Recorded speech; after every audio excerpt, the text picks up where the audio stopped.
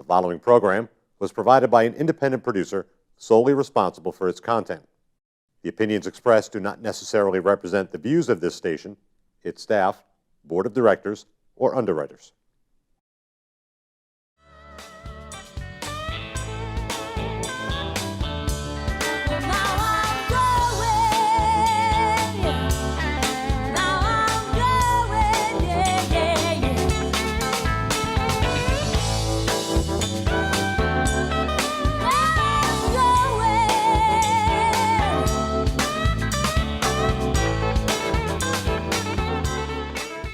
Welcome, ladies and gentlemen, to another episode of Frankly Speaking. I'm your host today, Frank Zaberick, and I'm kind of excited about today's show. Since about 2016 or so, I've had the executive director of a group called the Nathan Project. His name was Rick Cardos on here.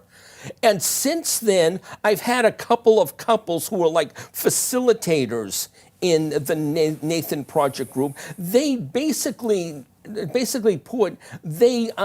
facilitate, they help in group therapy for people who are struggling with porn addiction or sex addiction. And I guess we'll talk about how they set up their meetings, whether it's a couple times a week or once a week, or how that works. But anyway, my guest today is a gentleman named Zach Ellis, and his official title is New Programs and Media Development Director for the Nathan Project. That's correct. Well, you're going to have to explain to us all, to my TV audience, what that's all about. So, Zach, how are you doing today? I'm doing well. Thank you for having me. And before, I got a ton of questions here to ask you about, how the Nathan Project and how it operates and stuff like that. Mm-hmm. And but before we do that, why don't you tell my TV audience a little bit about yourself, how you got involved with the Nathan Project, and also what the heck your title, New Programs and Media Development Director, is. The longest title of all time. I know. On this show, I think so. Yeah, I'll hold that. Yeah, that's a good win for my book already. Longest title. That's good. There you go. Yeah, so a little bit about me, Sure. and kind of where I come from and what brought me into working within Nathan Project. So I am not a native New Englander. I was born and raised in the Midwest in northern Wisconsin, about an hour from Green Bay, if you know where that is. Green Bay Packers, cheese, all of that good stuff. Okay. And a little bit of context for there. So my father was and still is the executive director of a very large, well-established Christian camp and conference center there. And so I grew up kind of steeped in the soup of youth ministry and hosting and camping and that conversation that whole life. As I grew up, it was, I would say, a unique environment of being both known by many people, seen by many people within that environment, but not necessarily knowing all of the people that were coming. We're talking, 200-300 at least people per weekend of the year and week of the summer, year round. A lot of people in and out. And I'm on stage in many ways, or kind of hosting groups and in that type of position. And so you fast forward a little while. From that point forward, I went to a variety of schools. I thought I was going to go into medicine, realized I love working with people, not so much the sterile environment of the hospital system so much. Did a little bit of foreign travel, worked in Central America, doing some missions work, working with orphanages and schools. Came back from that, an internship with the camp, and kind of from that point forward realized really do love working with people and saw myself going into ministry of some kind. Went to Moody Bible Institute, which is in Chicago. All right. Yeah, well-known private Christian school, studied youth ministry with a minor in counseling then. I left that program and went immediately into working for a rather large church in central Wisconsin, so still out in the Midwest, as a youth pastor, junior high and senior high ministries for a year. And then resigned from that position, and we can get into any of these details here, but resigned from that position, and then after a short while came out to the New England area, 2017. That is, at that point is when I met Rick Cardos through the Nathan Project. He's the director, founder, been running the whole ministry for, over 15 years now. And he and I have had both personal relationship and a working relationship ever since. During all of that history and life for me, right, that's kind of like the brief overview. Pornography use came into my life in, I would say, junior high, and slowly kind of built from there. Throughout my high school years, I experienced some sexual abuse, and then moving into later high school and into my college years, the pornography use, which was always hidden, nobody ever knew, nobody had been made aware of, I certainly wasn't making anybody aware, that compounded, I would say, in intensity over especially my later high school years and into early college, and was something that I continually went to even while studying at one of the more prestigious private Christian colleges and in preparation for ministry. So you can see the paradox, you can see the juxtaposition of somebody preparing to be a leader of people and yet deeply, deeply struggling and very much ill-prepared to be an example. And so that in large part, that problem, that addiction, hidden underneath the surface for many years was what brought me eventually into contact with Rick Cardos. You could say maybe by chance, but I don't necessarily say that. Maybe serendipitous is the better word. When I moved out to this area, I was in a pretty low place originally. I had resigned from my position at the church in large part because of that addiction really kind of coming to a head, me recognizing that I had just about nothing to actually give over to the people that I was supposed to be ministering to. I was in need of ministering to myself. And so when I moved out here, I had a short list of churches to check out, to get connected with. And the very first church on that list happened to be the one that Rick Cardos attended. With his keen eye for men who are in need, who are hurting, who are in the throes of either addiction or healing from it, he really kind of took me under his wing, introduced me to the groups that we now run, and maybe you'd say the rest is history, but history that we can get into. So the testimony of like the couples I've had, well, there were married couples I had before, and I also had Rick Cardos. They all had, like Rick Cardos, I think, went through a divorce because the pornography, I guess his first wife, couldn't deal with it and stuff like that. So she just put in for a divorce and stuff like that. Mm-hmm. And the other two couples are like, a silly millimeter away from divorce. But they found like the Rick Cardos' Nathan Project before that happened, thank God. In your testimony, however, you never really had like a girlfriend or wife to put you on, put pressure on you from that way. But there was enough pornography addiction there that you knew you had a problem there. Yeah, so it's a good question. I would say that, no, I was never married, have never been married, and yet did date for extended periods of time, two different women in particular, and during those relationships, they were never, at least to my knowledge, aware of the problem, and yet they were most certainly affected by it. In some ways, even in a more dangerous way, right? You can imagine some of the gaslighting that can happen, whether intentional or unintentional, when somebody is struggling with an issue that puts strain on a relationship, certainly strain on communication, and yet the reason is never named or recognized. So it had profound effects on my relationships in very unhealthy ways. But it wasn't impacting in terms of marriage, right? I think, yeah. Where others do.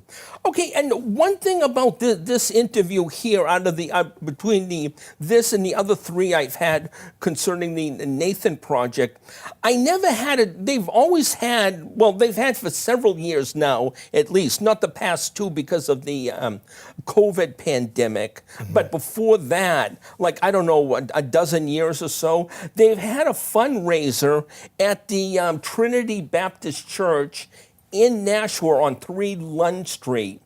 And they're going to have another one coming up on June 17th of this month. So that's coming up in a couple of weeks. Why don't you tell my audience a little bit about this fundraiser? First of all, they're charging like $35 per person. Mm-hmm. What are the expenses entailed by the Nathan Project? Yeah, good question. So the majority expenses for the ministry, which operates as a nonprofit, are the covering of the executive director's salary. So that would be kind of common to just about every business and ministry situation. So that would be covering the founder, Rick Cardos' salary, covering our office expenses, which would be rent, typical supplies, all the kind of mundane stuff that are required to at least have a space to go to stay out of the rain, like today. And then I think more specifically for our work, travel expenses. So there's a lot of, you think about the number of people that may be struggling with this issue, and yet, well, how do I get into contact with people in a way that can kind of soft sell opportunity to be made aware of the groups that we have, and so that requires a lot of travel. Oftentimes going to conferences. In particular, there's a men's conference called Iron Sharpens Iron, which meets nationally, and there's a lot of regional events for that. We actually have one coming up this upcoming Saturday based in Portland, Maine. But that would be one example of oftentimes us getting on the road, driving to a particular place, be it in Vermont, in New Hampshire, in New York, in Maine, in Massachusetts, speaking and giving a presentation on what the Nathan Project is and what we offer in a way that kind of expands the network of awareness to both churches, to individuals that attempt or that attend those conferences. So those would be some of the expenses that we have to cover, the real-time expenses, the gas that's involved, the meals, that kind of stuff, yeah. Okay, and you're gonna, other than yourself, you're gonna have a Patrick Chen. He's with the in the Crossbridge Ministry of the Chinese Bible Church of Greater Boston. He's going to be a speaker. Now, is this guy an expert on sex addiction or porn addiction, or? I wouldn't say expert, although I mean expert can kind of be, it's a hard term to nail down, right? But I would say he is knowledgeable in this work because of his involvement with FMO and then his work as a pastor as well, right? The pastoral work, bringing you into contact with people that are most often in a vulnerable place. And so the kind of honest, vulnerable conversation that happens that gives rise to a need to study, to become more informed. I know that that's certainly a part of his journey and his passion. So maybe in the pastoral sense and in the just general exposure to this issue over an extended period of time, there's expert level ability, certainly, yeah. And he has a really unique story of both involvement with FMO and now leading those groups, and specifically through the pandemic, having to kind of navigate both the in-person dynamic that I would say, and I think Rick and most people would say is much more effective and powerful, and the necessity of navigating virtual groups as well, and him having some pretty significant success in bridging that gap. So he'll be speaking to that. And then we have, I assume these are facilitators out of New York, Dave and Lena Byron of Hudson Falls, New York. Yes, that's correct. Yeah, so they have a very powerful testimony that they'll be sharing that night that really speaks to just the dynamic potential that is available, not just to them, but to anybody who is, I would say, humble and willing to put in the effort, to put in the work, and also the patience to stick with it over time. The resolution and the redemption of a marriage relationship and the impacts that has in so many broad-ranging ways on both their relationship, on their family. It's a powerful story, and so the whole night, the benefit itself, it's a fun opportunity. And when you ask about some of the costs that go along with it, it really speaks to the quality of event that we put on, where you say it's an opportunity for a date night in many ways, for networking, for enjoying company with people that are coming from all over the place. There's really, really good food, like extraordinarily good food that's provided. It's a fun event to be at. Certainly something that I think most of the people look forward to. Certainly not as an event that I have to go to, but I get to and look forward to going to. Yeah. Yeah. And there's a lot of fascinating material mentioned there and also on your website, like comparing porn addiction to, let's say, cocaine addiction. Mm-hmm. I mean, or food addiction. It's amazing how much mentally, psychologically, they're all very, very similar. And it's very interesting to compare the statistics. And you're speaking specifically to porn use, correct? Yes. Yeah. So and it is fascinating because this is new technology. The fMRI machines that are available to monitor live brain activity while any given substance or activity is being participated in. You can see the different parts of the brain that are lighting up.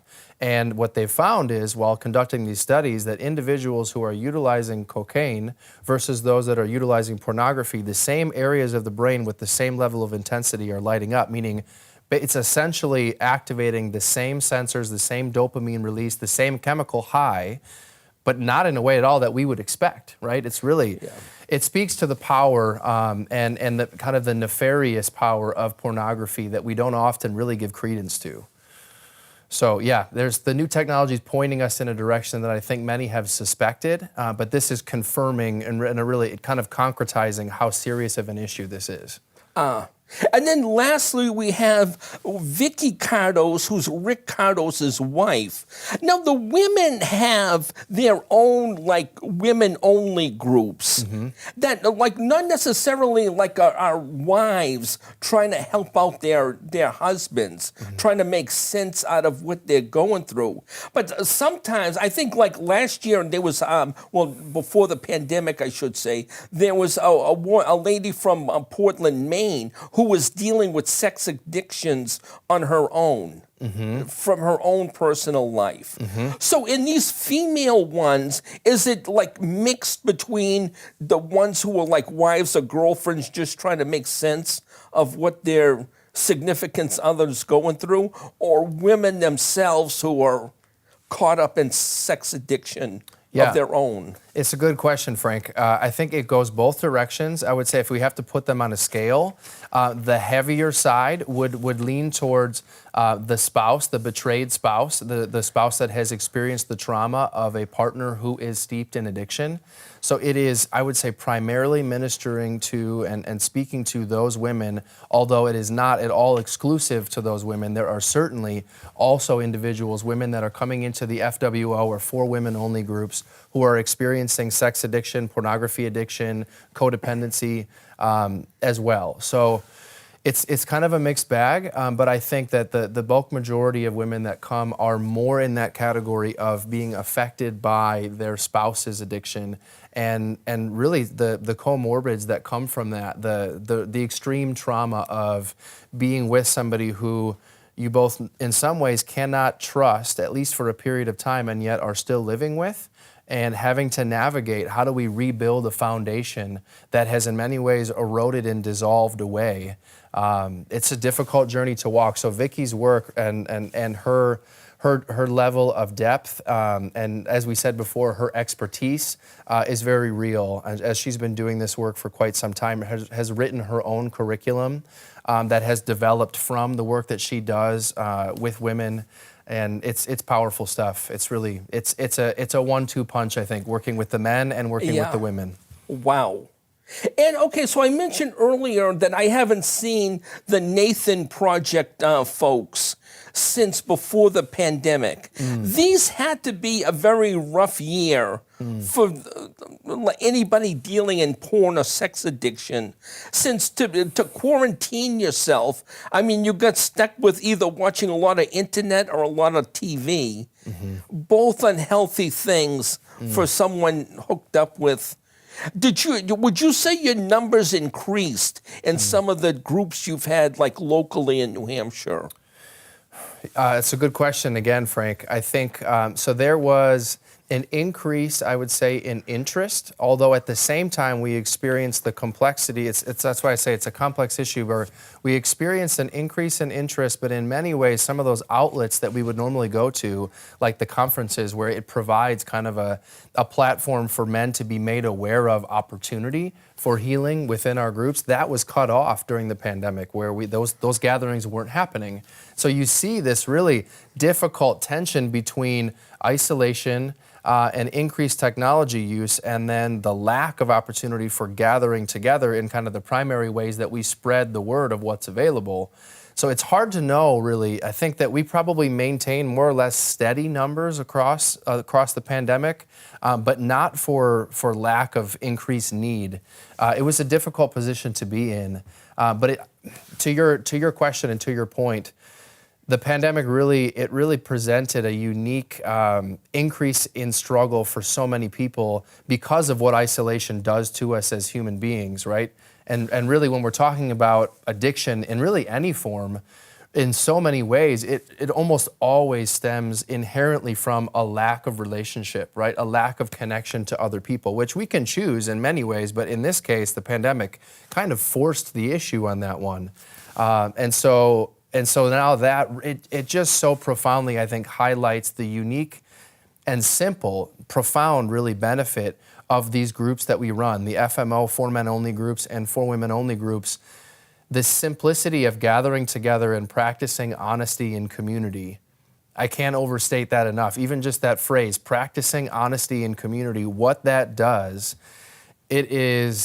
it's an incredible thing to be a part of and to see. You think like, well, you have to have experts, you have to have this complex curriculum, and we do have those things. We have material that we go through. We have experts that really have been trained in many ways to address these issues. But at the same time, the simplicity of gathering together to practice honesty, vulnerability, and come alongside of one another, it produces things that you would not ever expect, towards the good, towards the positive. It's pretty amazing.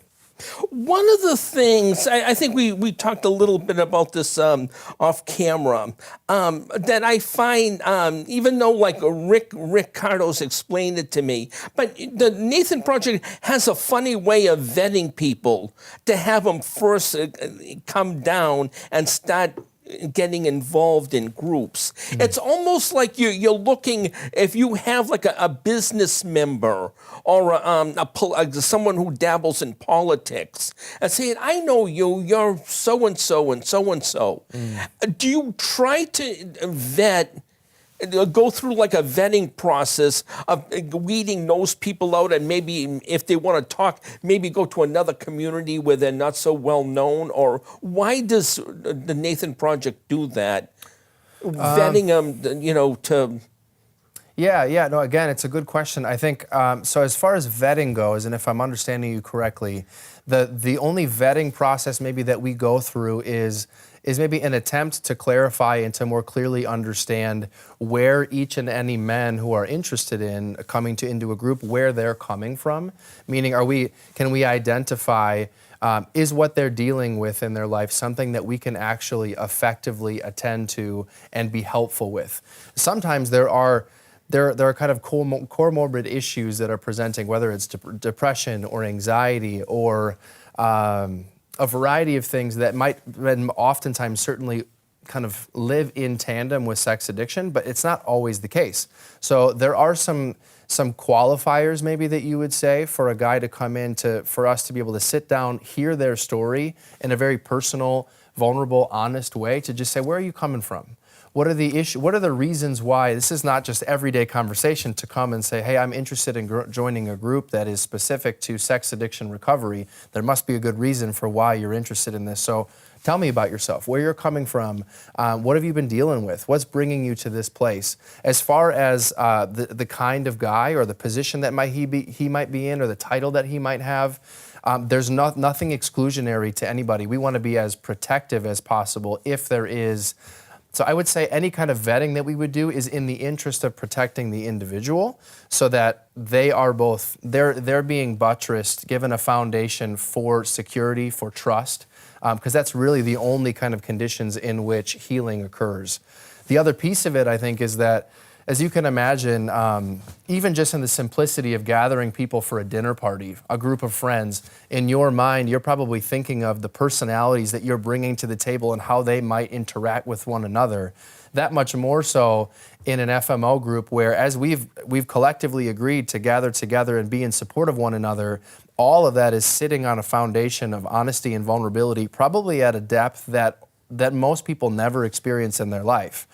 Sharing the most intimate details of their life story as a necessity for getting to a place of understanding the whys underneath of what we do.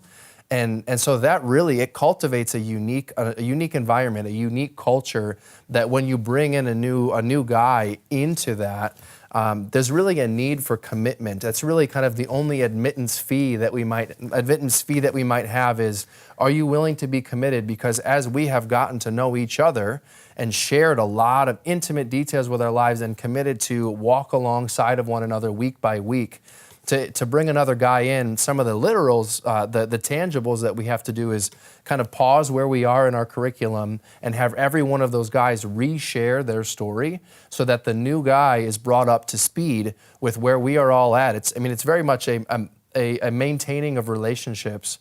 And then for him to be given the opportunity to introduce who he is so that he's brought into the fold, brought into the conversation rather than sitting on the sidelines and kind of slowly drifting his way in. It's very intentional.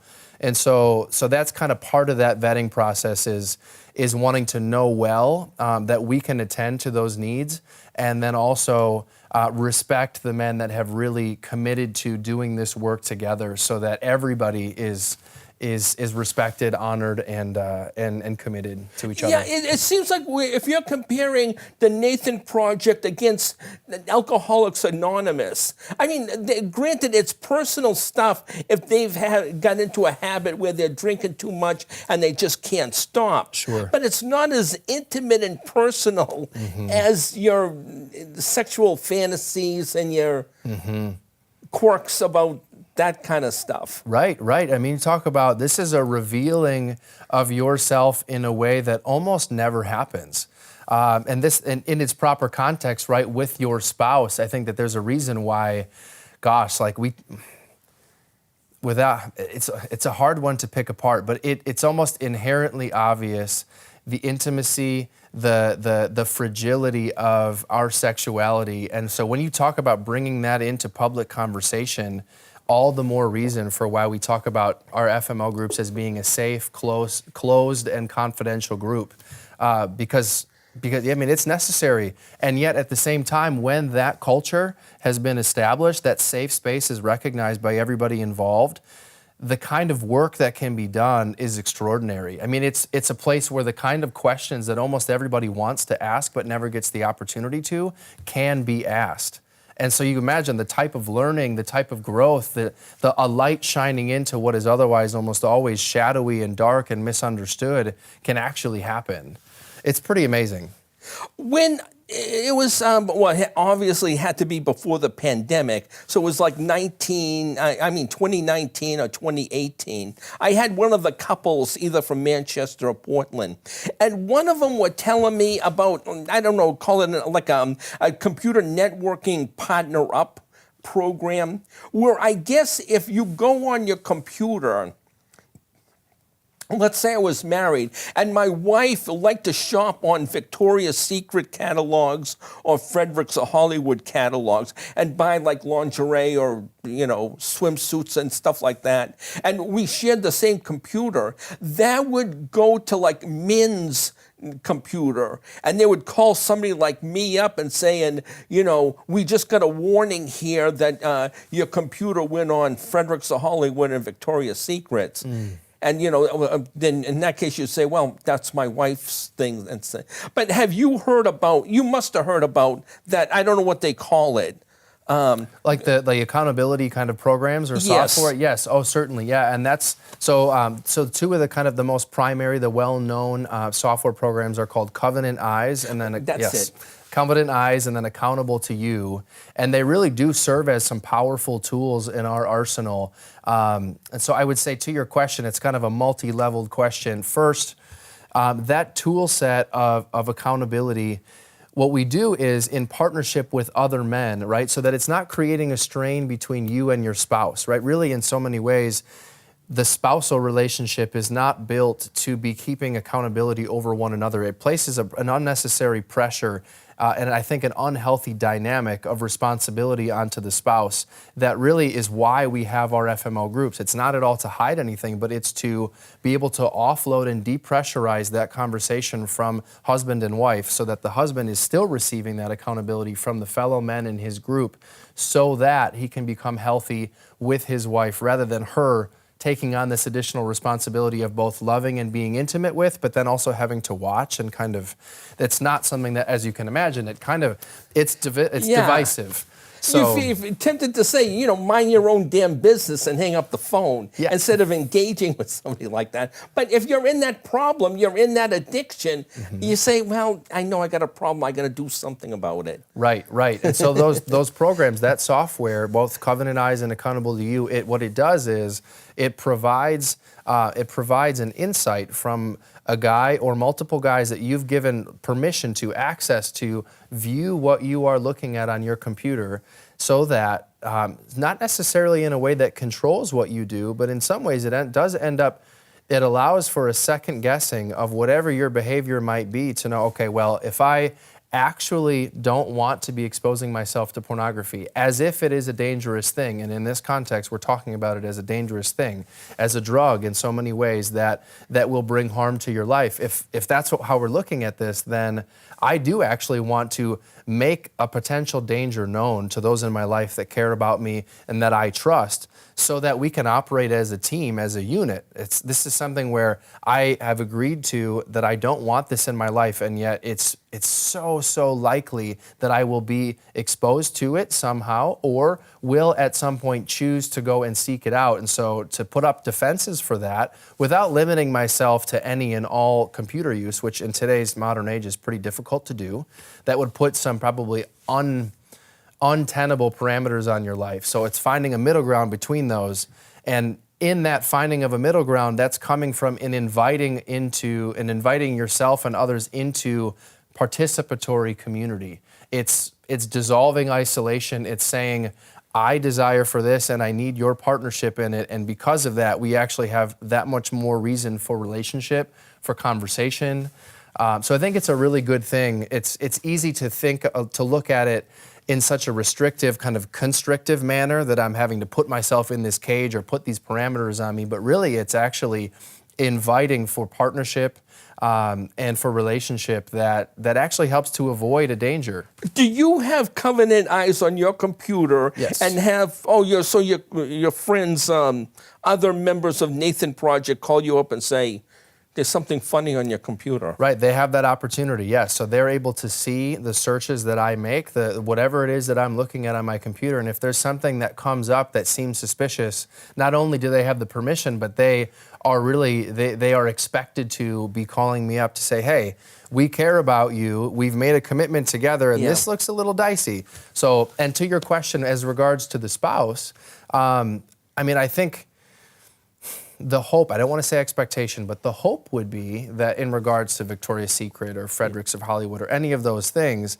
that if she is aware of the problem, then there are probably alternative means to be making purchases like that, right? So that hopefully she would at least be on the same team in promotion of her husband's health, to say, hey, maybe I'll just go to the mall and make this purchase in person and not bring about any unnecessary temptation.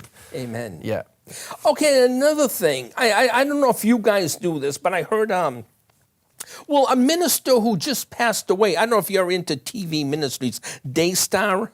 I'm not Marcus familiar. Lamb, okay. Well, Marcus Lamb from Dallas, Texas. In fact, he just passed away this past Christmas on COVID. They're also anti-vaxxers, him and his wife. But 5 or 6 years prior to him passing away from COVID, I guess he had an affair for 6 or 7 years. And one of the things he agreed to do, which I guess if you're in a situation like that and you want to make up with your wife, you've got to make some, strong commitments, or you're going to be in trouble. But he said that after that, now if he goes on a computer, he'll never have it in his office or his bedroom and where he shuts the door.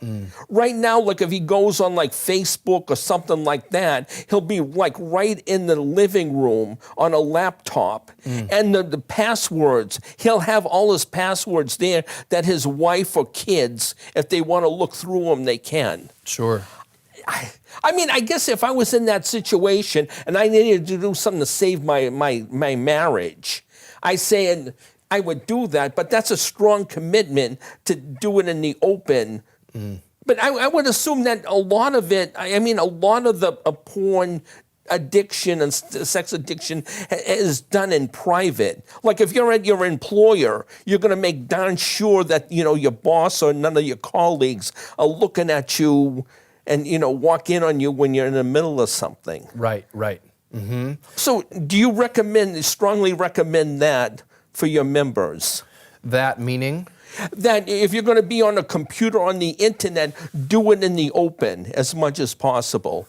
And with your spouses or something, not necessarily your kids, but especially your spouses or your girlfriends, to have, your passwords there and have it in the open and not hit a button on your computer to get off the screen on whatever the heck you're on. Right. Yeah, I think it's a good question, and it's a multi-layered question maybe.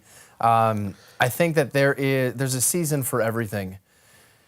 In the midst of addiction, and certainly the early stages of healing, of coming out of addiction and into recovery, and hopefully eventually restoration, there probably will be a season where total exposure of any access point that you might have is going to be necessary. I know for myself personally, and for just about every guy that I've had in conversation who has experienced this problem, there is a period of time in which you really cannot trust yourself, and so trust has to be brought in through the form of access to those that you love, right? And that's where some of the complexity comes in, where there isn't a placing of undue pressure onto a spouse or onto family members, where there's multiple layers to that relationship. That's why in so many ways the necessity of a group like our FMO groups comes into the mix to say, now you have accountability with men who know your story, who understand the problem, so they can speak the same language, and they also know the tricks that we often play on ourselves and can play on others to go, oh, I know what that smells like. No, you're not pulling one over on me, because if our goal is actually towards health, then gosh, the variety of methods that we can come up with to get our fix, if we're talking about this as a drug, which it is, those will come up. And so even it may be in the beginning where you say, I don't want anything to do with this addiction anymore. It has potentially cost me my marriage, my job, my mental sanity, my ability to focus, my ability to be present, any of those things. And those things all happen if that's the case. And yet, very shortly thereafter, the patterns that have been set up over time and well-worn pathways in the brain to be craving for that dopamine release, for that chemical fix, are still there. And so against your better judgment, gosh, you better believe there's going to be attempts made to get that fix again, even against the commitments that you've made. And so we put things into place, safeguards, if you want to call them that, to help negate some of that for that early season of time, so that resiliency is built up in the midst of community, so that we can actually remain on a trajectory towards restoration. Okay. It's a complex thing, yeah. Okay, so there are probably some people watching this telecast right now, or maybe over the internet, and looking at you and then saying, this Zach Ellis is going to be one of the biggest liars on the face of the planet. Yeah. I mean, you're nothing, they'll look at you as nothing but a red-blooded, all-American boy with strong sexual desires. Mm-hmm. What separates yourself, what separates like a porn addict or a sex addict from being an all-American boy with strong sexual desires? Sure. Yeah. It's a good question, right? Yeah, because in so many ways we think the pendulum swing can go from one extreme to another, to say, well, if I have, and in some ways it's necessary to define addiction. I actually had to in terms of addiction, to give that some sense of definition, we're talking about compulsive behavior, right? That I can no longer, quote unquote, control. That can manifest in all sorts of ways, right? That can be food, that can be alcohol, that can be drugs, that can be shopping and making purchases, that can show up in all sorts of ways. So the definition for addiction can be a hard one to pin down, but I think really it does come up with, it's well described with a compulsive behavior that is bringing negative or damaging effects into your life that you are no longer in control of. So it is now controlling you. Whether you want it to or not, it has taken over. It has its hands on in the driver's seat on the wheel. And so the difference between that and maybe we say red-blooded American with strong sexual desires, I think I think if we put it into the context of being a created being, then there is a right place for healthy relationship for all of that desire to be channeled, not just for men, but for women as well, right? This goes both ways, that we are built for sexuality, we are built for sexual expression, but I think in a particular context, in the context of marriage, in the context of committed relationship, which really is embodying trust, is embodying faithfulness, is embodying dedication that transcends the ups and downs of any given season, right? That is where healthy sexuality thrives, within that safe container. And it doesn't come without hardships. It doesn't come without commitment, without, again, patience, steadfastness, perseverance, that our culture really doesn't speak to hardly at all anymore. It's like, well, if we want to simplify it down, so much of the way that we talk about sexuality nowadays is I want to have the cake without having to do anything else around. I don't even want to think about baking it, putting the work in. I just give me the high, give me the frosting even. I don't even want anything else underneath of it. And in reality, does it work that way? No. I don't think so. So red-blooded desire, all of that, I think that is not at all something that we say we turn off, that we avoid, that we say isn't a possibility, but it's potentiating all of that within a proper context. Otherwise, the dangers most certainly become, when we talk about sex addiction, pornography addiction, this is me focused, this is self-focused, this is immediate gratification without any of the work, without any of the relationship.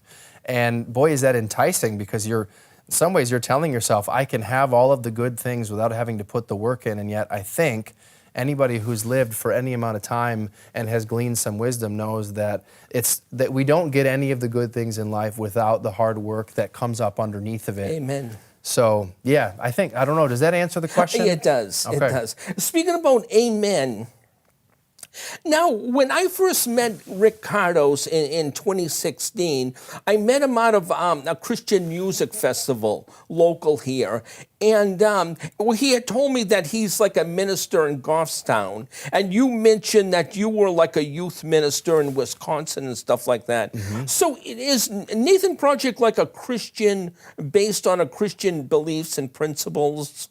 It is, yes. So do you minister to like Jews, Buddhists, atheists, Muslims, or anybody who has, struggling with sexual porn addiction or in that genre? Yes, yeah. Okay. Yeah, it's a great question, Frank. And yes, we do. So I would describe it for our FMO and FWO groups as very much inclusive rather than exclusive. So the men that would come to us that are presenting with an issue of sexual addiction, pornography addiction, that want help, they can expect to experience specifically Christian language, Christ-focused language within our groups. And yet there is no exclusivity to who can join. And I would say that much more so, there is an open invitation to those that are dealing with, struggling with this issue, and an invitation to say, well, we're going to be operating under the assumption that we are created beings by God and that Jesus Christ is our unique Savior that brings about redemption, actual true redemption to our lives. And so that's the model that we operate within. But it is not to say that anybody coming from a different background, a different faith paradigm, we are not saying that they are not welcome by any means. And in many ways, some of the aspects of those faith traditions, they bring in, I would say, another thread to the unique tapestry of humanity that informs a more dynamic conversation within our groups. It is different than an anonymous group, like an Alcoholics Anonymous, where the language is intentionally made more ambiguous. We don't operate with ambiguous language like. So that's to that point. We're talking specifically about God, about Jesus, about Scripture, and how that informs what we believe to be. A path towards the actual restoration and healing that we desire. I guess, if I was an atheist, Muslim, or Jew, or something like that, Buddhist, and I had a sex addiction, I knew I had a problem, I knew I had to do something, I would say, what the heck, I might as well go to a Christian group like the Nathan Project, and, do the best I possibly can to get out of this living hell I'm going through.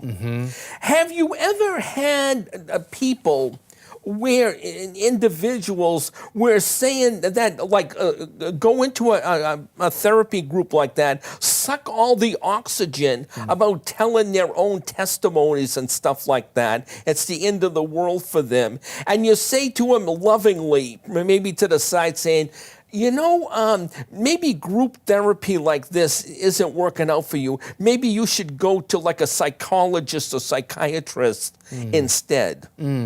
It's a good question, Frank, and an insightful one, right? It's like almost like you have an insight into some of the dynamics that we have, because that can happen. And I think in part, it's because if that is to happen, that kind of sucking the air out of a room or dominating a lot of time, that I think the reasons for why that can happen is because so often this is the first time that conversation like this has really ever happened for so many of the men, and myself included, where like I don't want to say that it's applicable to every guy, but so often you see kind of an initial nervousness in maybe the first, second, maybe even third meeting, FMO meeting that a guy might come to, where they're more quiet, observant, really kind of feeling out how much can I trust in the honesty, the vulnerability, the support, the confidentiality that this group is going to offer. But when that clicks and the guy realizes, oh, this is a safe place where I can actually express and purge out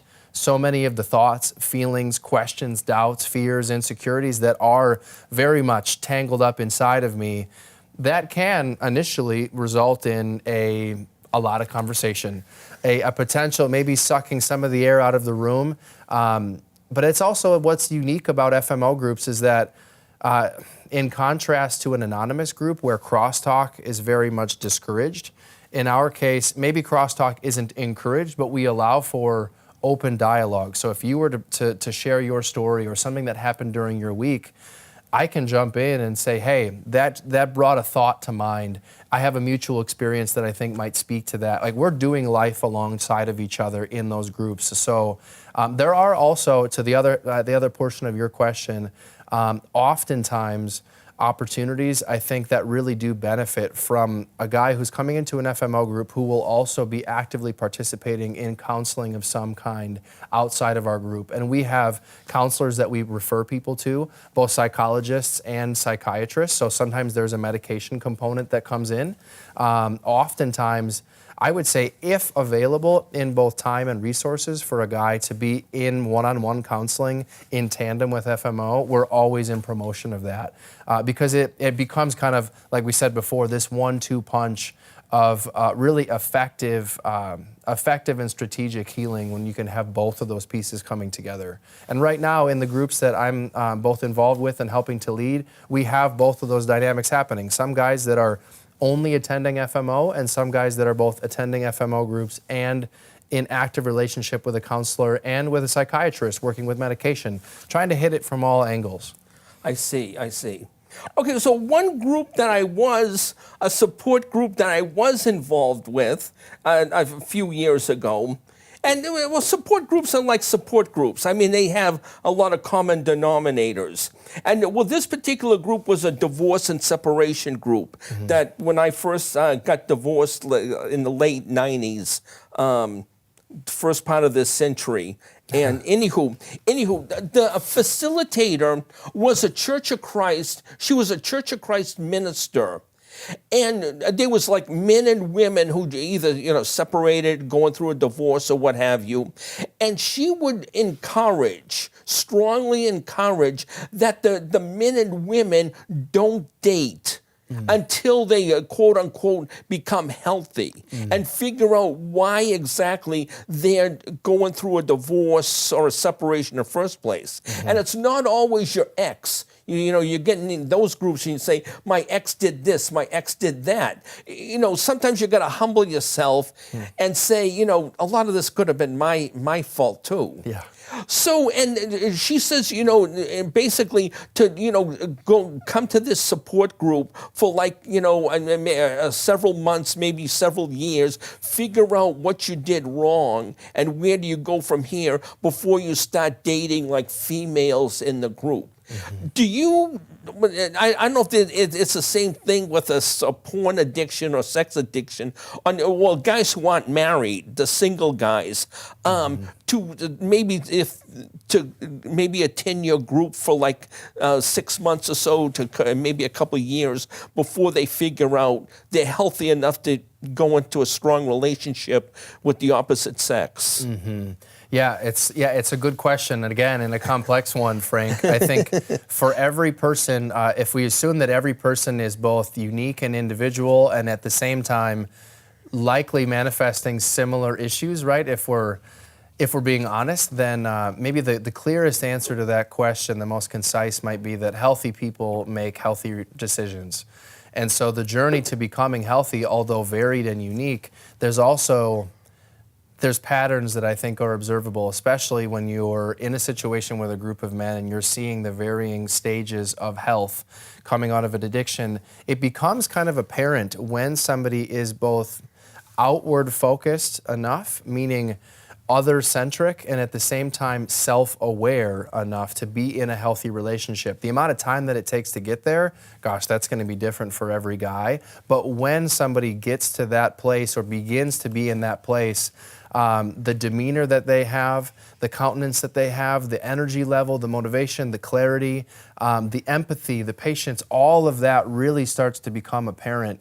And so it's exciting to see when men and women are able to get to that place. But you're right, there definitely is a season of time where it is necessary to not be distracted and self-distracted by the demands of a relationship so that the internal issues that are most certainly there can be explored without that distraction. It's so easy to offload energy to say, boy, looking at my own stuff is kind of painful. It's kind of uncomfortable. I'd rather just get preoccupied with something else. And then most likely, if not 100% for sure, those same issues that caused the problem are going to come up in this other relationship again, and the problem and the cycle will repeat. So there needs to be a hard break at some point, but not perpetually, right? And I think that's often the question underneath of there that's being asked is, how long do I need to be single? How long do I need to be working on my stuff? And maybe that period of time is not as long as people might think, but the intensity and the focus, the level of focus needed for that season of time is a necessary one, I think. Yeah. Amen. Okay, a couple of quick points. Okay, when I first took Psychology 101, one of my first college courses, and I was in the Air Force at the time, and my professor was an Air Force captain who was a psychiatrist, I guess, and he had mentioned something that was unbelievable, that saying that you would qualify an affair, a quote-unquote affair, not necessarily with, you cheating on your wife or your wife cheating on you, but your time with the internet, spending like all night or so when you should be like in bed, talking sweet nothings with your spouse or something like that. You're on the internet speaking sweet nothings with, the girl from Fredericks of Hollywood, or something, or Sure. even worse on some of those porn movies. So would you consider that an affair? I think, it's again, we've got good questions, Frank. I would say to answer that question, it's going to demand that we have a worldview, that informs how we answer that question. And in my case, and in the case of, I think I can speak on behalf of Rick Cardos and the Nathan Project, the perspective that we take, that would be qualified as what you might say is virtual adultery. So if we're talking about how we define relationship, meaning commitment to another person, meaning exclusivity in relationship to another person, and that there are elements of that relationship that we regard as sacred, meaning to be uniquely shared with that other person and no one else, then gosh, it sure seems like through pornography use that sacred element, that exclusivity is now being shared with another. Even if that person isn't in the flesh with you, there is a relationship that is being formed with that image, with that person, with the viewing of that act that most certainly is creating a rift between, even if we just look at, like you said, the amount of time that's being spent in a relationship. I could certainly point to the necessity of time that is shared, and hopefully not just in demand only, but in desire to be spending time with. And if I'm giving that over to something else that is taking from, you're playing with you're swimming in dark waters, certainly. Wow. Well, time flies when you're having fun, eh, Zach? Yes. My director told me we have, just about 3 minutes left. Is there anything we discussed here that you'd like to elaborate on real quick, or something we have not discussed yet that you'd like to bring up at this time? I think we covered a lot of ground, and I hope that as we're talking through some of these things, that it doesn't come across as too formal of language. Within our FMO groups, I can't stress enough how personal and relational the feel is when anybody is entering into these groups. It's dynamic relationship, it's conversation that both lives within our weekly meetings and outside of them, where we're in contact with each other. Part of our groups is the necessity of making phone calls and being an active support of each other out in the world in our regular everyday lives. I just see it as a really unique, powerful, sharp tool in our tool set for combating and navigating a pretty complex issue that seems to only be increasing in intensity and getting younger and younger as well. So I say with a lot of excitement that we have a unique opportunity through these groups.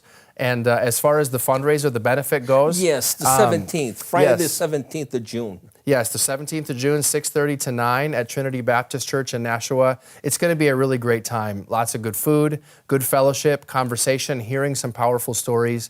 We'd just love to see people come out for it. Yeah. And if you're watching this on, let's say, the internet, and June 17th of 2022 is ancient history, I would say contact nathanproject.net. Mm-hmm. That's correct. And, you'll either talk with Rick Cardos or Zach. Mm-hmm.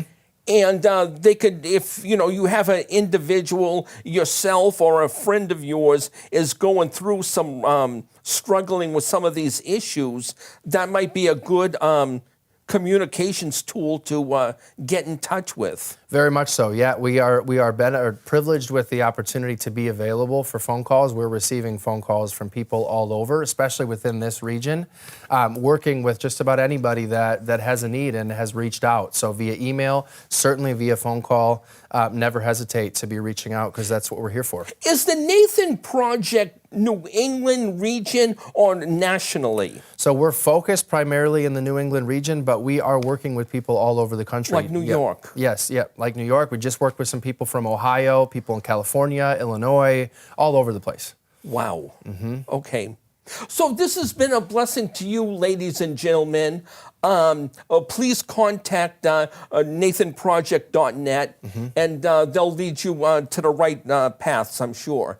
And for then, till next time, ladies and gentlemen, join me next time on Frankly Speaking. Thank you very much.